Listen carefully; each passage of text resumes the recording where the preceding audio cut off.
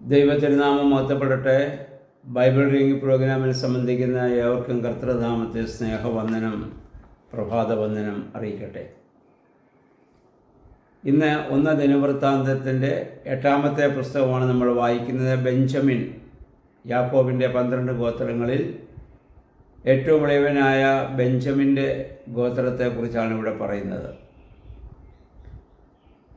അതിൻ്റെ 7-ാം വാക്യത്തിൽ നമ്മൾ വായിക്കുമ്പോൾ ബെഞ്ചമിൻ ഗോത്രവും പ്രവാസത്തിലേക്ക് പോകാൻ കാരണമായ ഒരു മനുഷ്യനെക്കുറിച്ച് പറയുന്നു. അദ്ദേഹത്തിൻ്റെ പേര് ഗേര എന്നായിരുന്നു.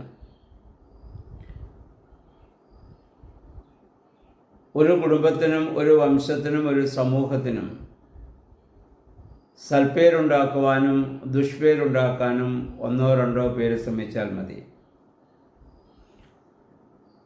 ഇസ്രായേൽ ജനത്തിന് സൽപ്പേരുണ്ടാക്കി കൊടുത്ത, അനുഗ്രഹമുണ്ടാക്കി കൊടുത്ത വ്യക്തിയായിരുന്നു മോശ.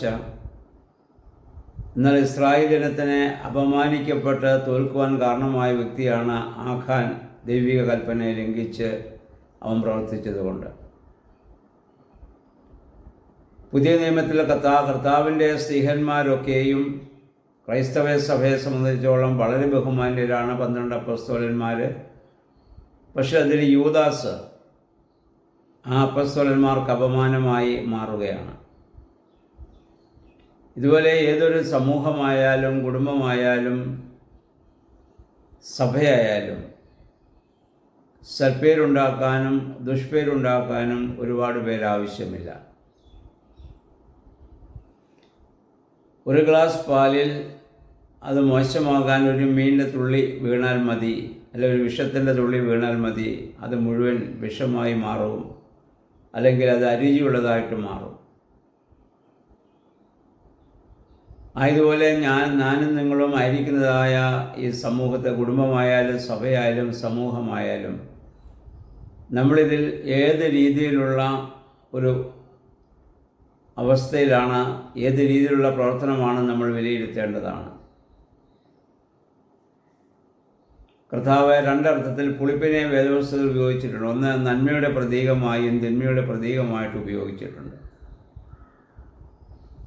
ഒരു സ്ത്രീ അല്പം പുളിപ്പെടുത്ത് ഒരു കലം മാവിലിട്ടു, അത് പുളിച്ച് വളരെ മാർദ്ദവമുള്ള മാവായി ആ കലം നിറഞ്ഞു വന്നു എന്ന് പറയുന്നുണ്ട് സ്വർഗ്ഗരാജ്യത്തെക്കുറിച്ച്. എന്നാൽ പരീശന്മാരുടെ ദുരുപദേശത്തെക്കുറിച്ച് പറഞ്ഞപ്പോൾ പറഞ്ഞു, അവരുടെ പരീശന്മാരുടെ പുളിപ്പിനെ നിങ്ങൾ ശ്രദ്ധിക്കുക. അതുപോലെ തന്നെയാണ് ദുരുപദേശവും മനുഷ്യനെ സ്വാധീനിക്കുന്നത്. ഈ ഗേര എന്ന് പറഞ്ഞ മനുഷ്യൻ മുഖാന്തരം ബെഞ്ചമിൻ ഗോത്രം മുഴുവൻ പ്രവാസത്തിലേക്ക് പോകേണ്ടി വരുന്ന ഒരു സാഹചര്യം. ഇപ്പോൾ നമ്മളും ആയിരിക്കുന്ന തലങ്ങളിൽ നമ്മൾ നന്മയാണോ തിന്മയാണോ എന്ന് വിലയിരുത്താൻ നമുക്കിടയായിട്ട് തീരണം. 33 വാക്യങ്ങളിൽ ശൗലിൻ്റെ കുടുംബത്തെ പറ്റിയാണ് പറയുന്നത്. നമുക്കറിയാം, ശൗല് ദൈവത്താൽ വിളിക്കപ്പെട്ടവനും ശമൂവേലിനാൽ അഭിഷേകം ചെയ്യപ്പെട്ടവനും ആദ്യ രാജാവായിരുന്നല്ലോ. അവന് ദൈവാത്മാവ് വന്നവന് വളരെ നല്ല കാര്യങ്ങളൊക്കെ ചെയ്തവനാണ്. എന്നാൽ ദാവീദ് രാജാവാകുന്നുവെന്ന് കേട്ടപ്പോൾ അവൻ വേറെ അസ്വസ്ഥനാവുകയും അസൂയയും വെറുപ്പും വിദ്വേഷവും പകയവനിലുണ്ടാവുകയും പിന്നെ ദാവീദിനെ നശിപ്പിക്കാനുള്ള ഒരു ചിന്തയിലേക്ക് അവൻ പോവുകയും ചെയ്യുകയാണ്. ദൈവികമായ കൽപ്പനകളെ ലംഘിച്ചതുകൊണ്ടാണ് അവൻ അപ്രകാരമൊക്കെ സംഭവിക്കേണ്ടതായിട്ട് വന്നത്. അവസാനം ദൈവത്തിൽ ആരംഭിച്ച് പാപത്തിൽ അവസാനിക്കുന്ന ഒരു ജീവിതം ശൗലിൽ നമ്മൾ കാണുന്നുണ്ട്. പുതിയ നിയമത്തിൽ വിശുദ്ധ ബൈബിളിൽ നമുക്കിങ്ങനെ അനേക ജീവിതങ്ങളെ കാണാൻ പറ്റും. ദൈവത്തിൽ ആരംഭിച്ച് പാപത്തിൽ അവസാനിക്കുക, പാപത്തിൽ ആരംഭിച്ച് ദൈവത്തിൽ അവസാനിക്കുന്നവരുണ്ട്. സമരിയ സ്ത്രീ, അവളുടെ ജീവിത ആരംഭം അത്ര നല്ലതല്ലായിരുന്നു. പക്ഷേ യേശു ക്രിസ്തുവിനെ കണ്ടുമുട്ടി അവൾ മുഖാന്തരം സമരിയ ദേശം മുഴുവൻ യേശുവിൻ്റെ അടുത്ത് വരുവാനും മാനസാന്തരപ്പെടുവാനും കാരണമായി തീർന്ന അവൾ അനുഗ്രഹമായി നല്ല പുളിപ്പായി അവൾ മാറുകയാണ്. ഇന്ന് പരിശുദ്ധാത്മാവിൻ്റെ കാലമാണ്, പുതിയ നിയമ കാലമെന്ന് നമ്മൾ പറയുന്നെങ്കിലും പഴയ നിയമത്തേക്കാൾ മോശമായ രീതിയിലാണ് പലപ്പോഴും സഭയിൽ സംഭവിക്കുക. നേതൃത്വത്തിൽ നിന്നൊക്കെയും അപ്രകാരമുള്ള കാര്യങ്ങൾ നമുക്ക് കാണാൻ സാധിക്കുന്നുണ്ട്. സഭയിലായാലും സമൂഹത്തിലായാലും രാഷ്ട്രീയത്തിലായാലും ഒക്കെ നമുക്കത് കാണാൻ സാധിക്കും.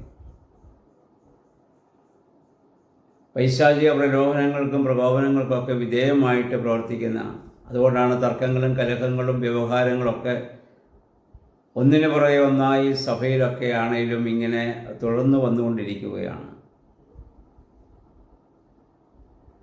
അത് ഒഴിവാക്കാനുള്ള ശ്രമം ആരുടെയും ഭാഗത്തു നിന്ന് നമുക്ക് കാണാൻ സാധിക്കുന്നില്ല.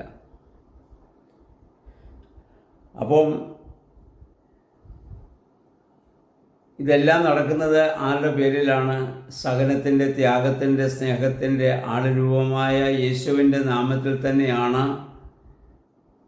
ഈ പറയുന്ന പാപപ്രവൃത്തികളൊക്കെ ചെയ്യുന്നതെന്ന് ഓർക്കണം. അവരെല്ലാം യേശുവിൻ്റെ നാമത്തെക്കുറിച്ചാണ് എല്ലാവർക്കും പറയാനുള്ളത്. പക്ഷേ ആ കർത്താവിൻ്റെ നാമം ധരിച്ചുകൊണ്ട് ഇതൊക്കെ ചെയ്യുമ്പോൾ കർത്താവിന് തന്നെ അപമാനമായി മാറുകയാണ്. പൗലോസ്ലീഹ ഇബ്രായ ലേഖനം 6-ാം അധ്യായത്തിൽ പറഞ്ഞ പോലെ ക്രിസ്തുവിന് ലോകോപവാദം വരുത്തുന്നവരായി ക്രൈസ്തവർ തന്നെ മാറിക്കൊണ്ടിരിക്കുന്നു. അതായത് സുവിശേഷം 7-ാം അധ്യായത്തിൻ്റെ 15 മുതൽ വായിക്കുമ്പോൾ നമ്മുടെ കർത്താവ് പറഞ്ഞു, വൃക്ഷത്തെ അതിൻ്റെ ഫലം കൊണ്ടറിയാം. എന്നെ കർത്താവേ കർത്താവേ എന്ന് പറയുന്ന ഏവനുമല്ല, എൻ്റെ പിതാവിൻ്റെ ഇഷ്ടം ചെയ്യുന്നവനാണ് സ്വർഗരാജ്യത്തിന് അവകാശികളാവുന്നത്. ആത്മാവിൻ്റെ ഫലങ്ങളെക്കുറിച്ചും ഗലാത്യ ലേഖനത്തിൽ പൗലോസ്ലീഹ പറഞ്ഞു, ജഡത്തിൻ്റെ ഫലങ്ങളെക്കുറിച്ചും പറഞ്ഞിട്ടുണ്ടല്ലോ. ഗലാത്യർ 5:16 മുതൽ വായിക്കുമ്പോൾ ജഡമോഹം ആത്മാവിൻ്റെ അഭിലാഷം ജഡത്തിനും എതിരാണെന്ന് പൗലോസ്ലീഹ പറയുന്നു. ജഡത്തിൻ്റെ മോഹങ്ങളെക്കുറിച്ച് പറയുമ്പോൾ വ്യഭിചാരം, അശുദ്ധി, ദുർമോഹം, വിഗ്രഹാരാധന, ആഭിചാരം, ശത്രുത, കലഹം, അസൂയ, കോപം, മാത്സര്യം, ഭിന്നത, വിഭാഗചിന്ത, വിദ്വേഷം, മദ്യപാനം, മധുരോത്സവം, ഇതൊക്കെയും ജഡത്തിൻ്റെ പ്രവർത്തനങ്ങളായ അതുപോലെയുള്ളതായ സ്വഭാവങ്ങളും പ്രവൃത്തികളൊക്കെ ജഡത്തിൻ്റെ സ്വഭാവമായി അദ്ദേഹം പറയുന്നു. ആത്മാവിൻ്റെ ഫലങ്ങളായി പിന്നെ പറയുന്നുണ്ട് സ്നേഹം, സന്തോഷം, സമാധാനം, ദീർഘക്ഷമ, ദയ, പരോപകാരം, സൗമ്യത, ഇന്ദ്രിയജയം, ഇതൊക്കെ ആത്മാവിൻ്റെ ഫലങ്ങളാണ്. നമ്മിൽ ഇതിൽ ഏത് ഫലങ്ങളാണ് ഇപ്പോൾ പുറപ്പെട്ടുകൊണ്ടിരിക്കുന്നതെന്ന് ഓരോരുത്തരും ഇതുമായി ബന്ധപ്പെട്ട് ചിന്തിക്കേണ്ടതാണ്. ആത്മാവിൻ്റെ ഫലമനുസരിച്ച് ഈ ഭൂമിയിൽ ജീവിക്കാൻ ദൈവത്താൽ ഒക്കെ തിരഞ്ഞെടുക്കപ്പെട്ടവരാണ് ക്രൈസ്തവ സമൂഹം മുഴുവൻ. എന്നാൽ നമ്മളിന്ന് മറ്റുള്ളവർക്കൊരു അപമാനമായി മാറുന്നു. ഒരു കാലത്ത് നമ്മൾ മറ്റുള്ളവർക്കൊരു അഭിമാനമായിരുന്നു. നമ്മളെ കണ്ട് മറ്റുള്ളവർ സ്നേഹത്തിലും സൗഹാർദ്ദത്തിലും ഒക്കെ ജീവിക്കാൻ, ഒരുമനപ്പെട്ട് ജീവിക്കാൻ അവരൊക്കെ പഠിച്ചവരാണ്. അവരെപ്പോലും അപമാനിക്കുന്ന രീതിയിൽ നമ്മളിന്നായി തീർന്നിട്ടില്ലേ എന്ന് ഓരോരുത്തരും ചിന്തിക്കേണ്ടതാണ്. അതുകൊണ്ട് ദൈവമേ, പരിശുദ്ധാത്മാവേ, ആ ആത്മാഫലങ്ങളുള്ളവരായി ദൈവത്തിന് വിധേയമായി ജീവിക്കാനിടയാണ്. ഞങ്ങൾ മുഖാന്തരം ആർക്കും ദുഃഖമോ ദോഷമോ നാശമോ സംഭവിക്കാതെ മറ്റുള്ളവർക്ക് സന്തോഷവും സമാധാനവും പ്രത്യാശയും കൊടുക്കാനിടയാകണമെന്ന് ഓരോ ദിവസവും നമുക്ക് പ്രാർത്ഥിക്കാം. ദൈവമേ, പരിശുദ്ധാത്മാവേ, അത് ഞങ്ങളെ ശക്തീകരിക്കണമേ എന്ന് നമുക്ക് ദിവസവും പ്രാർത്ഥിക്കാം. ദൈവത്തിന് നമ്മളെല്ലാവരെയും സഹായിക്കുമാറാകട്ടെ.